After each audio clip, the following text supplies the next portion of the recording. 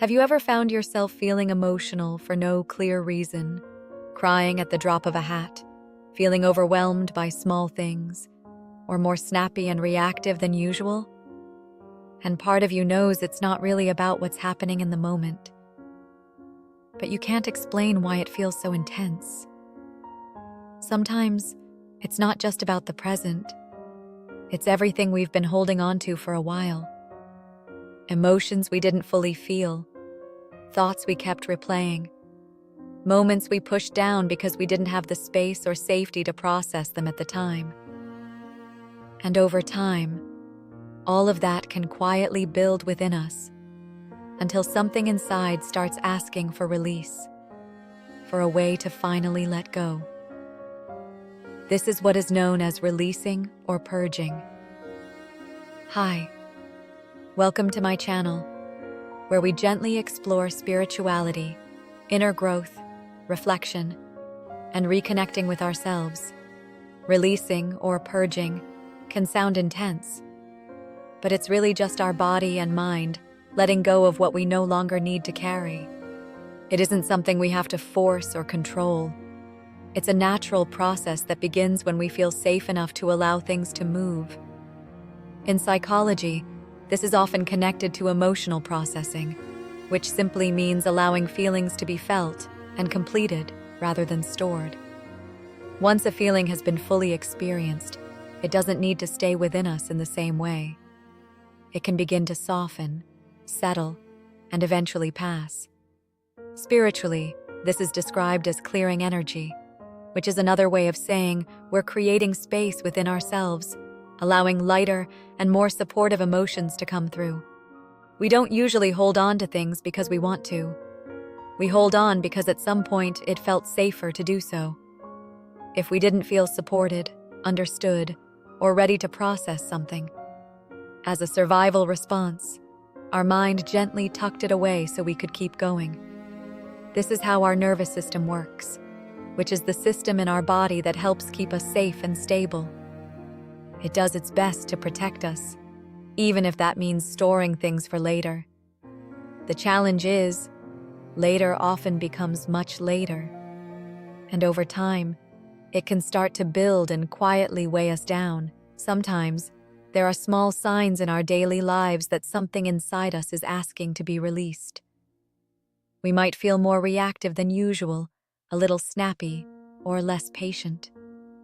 At other times, we may find ourselves overthinking the same situations or feeling emotions that seem stronger than the moment calls for.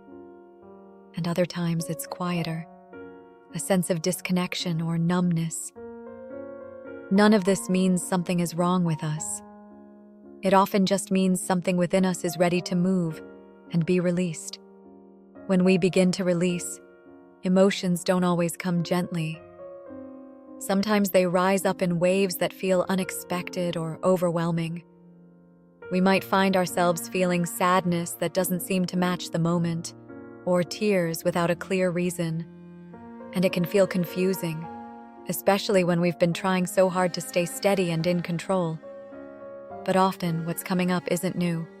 It's something that was never fully felt at the time. Moments where we held ourselves together because we had to.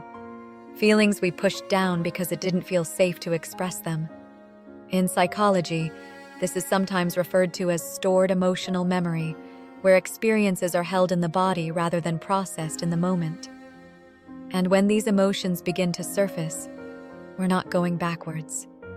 Something within us is finally ready to feel and ready to release what's been carried for so long. It might not always feel comfortable, but there is something quietly supportive about it. Like a part of us is gently saying, "You don't have to hold this anymore." A really important part of releasing is safety. Our nervous system won't allow deeper release if it doesn't feel safe enough to do so. This is why trying to force things can sometimes feel overwhelming or unsettling. Instead, release tends to happen in quieter, more natural ways, when we slow down and feel a little more grounded. For example, we might notice a feeling coming up after a long day, and instead of distracting ourselves straight away, we sit with it for a moment.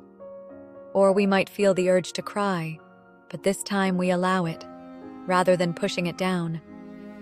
I've personally had moments where something came up while I was in a conversation with a friend, and I didn't want to deal with it, so I pushed it down. Over time, these emotions can build and stay with us until we feel safe and ready to come back to them. These small moments may not seem like much, but they signal to the body that it's safe to soften. And when the body softens, it begins to let go in its own time. Letting go isn't something we force. It's something that happens when we stop holding on so tightly. As we move through this process, self-love becomes an important part of it. In small, quiet ways, we respond to ourselves. When emotions come up, instead of judging or pushing them away, we begin to meet ourselves with a little more understanding, a little more patience. Self-love doesn't always look like feeling good. Sometimes it's allowing ourselves to feel our emotions without trying to change them straight away. It's choosing to stay with ourselves, even when things feel uncomfortable. And the more we do that, the more supported we begin to feel within ourselves. If this is something you're interested in, I do have a separate video on self-love on the channel, which you're welcome to watch if you feel drawn to it. It can help deepen this part of the process in a gentle, practical way. Releasing doesn't always happen on its own. Sometimes we can support it in gentle ways, and this can look different for each of us. For some, it might be journaling, where we allow thoughts and feelings to come out onto paper without filtering or judging them. For others, it might be writing a letter to someone, expressing everything we never said, not to send it, but simply to release what's been held inside. Even small symbolic acts, like tearing up or safely burning that letter, can create a sense of closure within us. There are also quieter approaches, like using affirmations to gently shift what we're holding on to, or repeating simple phrases that remind us it's safe to let go. Some people find support in things like Bach flower remedies, which are often used to support emotional balance, helping us move through certain feelings more gently. Sometimes, release isn't about doing anything structured at all. It can happen through talking to someone we trust, spending time in stillness, or simply allowing ourselves to feel without interruption. From a spiritual perspective, cord cutting can also be a powerful way to release.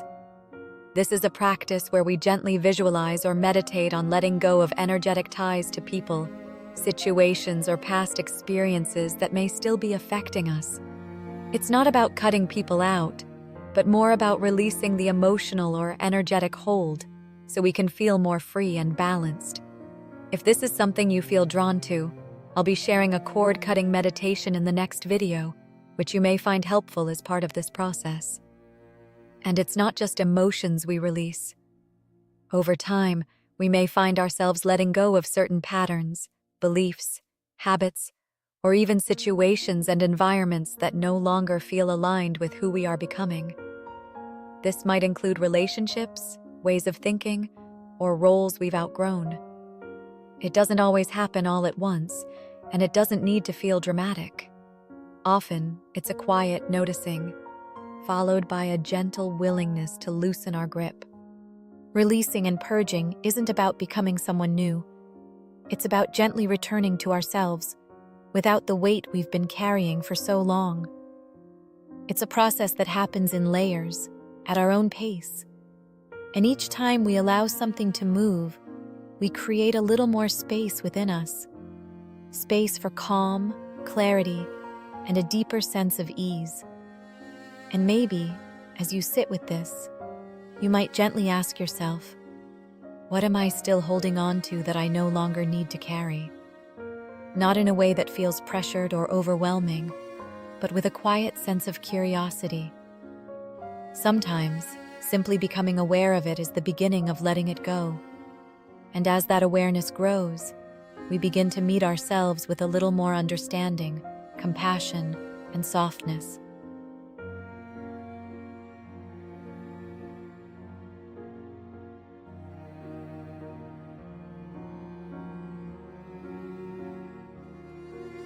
Until next time, love yourself deeply.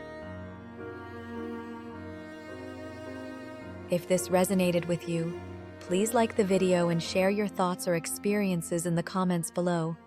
I love reading them. And if you enjoy this kind of content, please consider subscribing. It's completely free and it helps support the channel. Thank you so much for spending this time with me. See you in the next one.